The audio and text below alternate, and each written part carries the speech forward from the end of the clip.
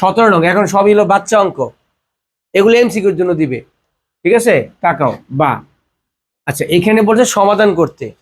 সমাধান মানে কি, কার মান বের করতে হয়, কার মানটা বের করতে হয় আমাদের, অক্ষরের মান না, এক্স এক্স এর মান বা ওয়াই এর মান, এরকম মান বের করতে হয় না? তা বের করবে। দেখো এখন আমাদের এই যে দুই পক্ষের এই যে যেই অক্ষর বা সংখ্যা যাই থাকে এটা মিলাতে হবে।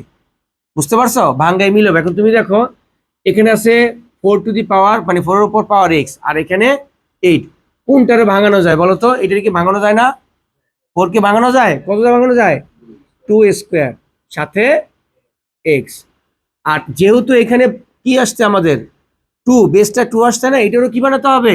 2ই বানাতে হবে। আমরা 9 দশমিক আগে করছিলাম, তাহলে 2 পাওয়ার কত দিলে হবে? বুঝতে পারছো এটা নাকি বুঝো নাই? যদি এখানে রুট থাকতো, রুট দিয়ে, তাহলে এটারও আমি রুট বানাইতাম। এখানে 5 থাকলে এটারও 5 দিয়ে বানাইতাম। মানে দুই পক্ষকে আমার সেম সেম বেস বানাতে হবে। ঠিক আছে।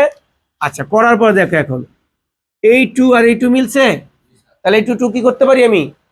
বাদ।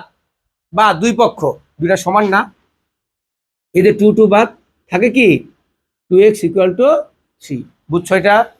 এই যে এই পাশে 2 আর এই পাশে 2 বাদ, দুই পক্ষের বাদ, যে মাঝখানে সমান বা, তাহলে x = কত? 3 এর নিচে 2। বুঝছো এটা? আরেকবার বলি, যেহেতু বেস আমাদের সমাধান বলছে, এখানে সমাধান মানে কি, এক্স ওয়াই এর মান বের করতে হবে।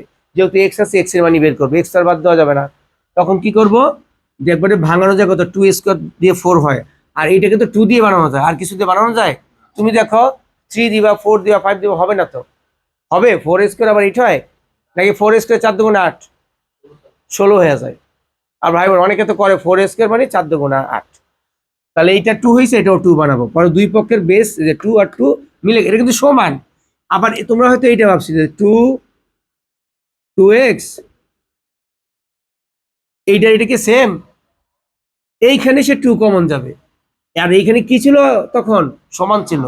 মানে দুই পক্ষের এই 2 আর এই 2 আমি কি করছি? বাদ দিয়ে দিছি। ঠিক আছে।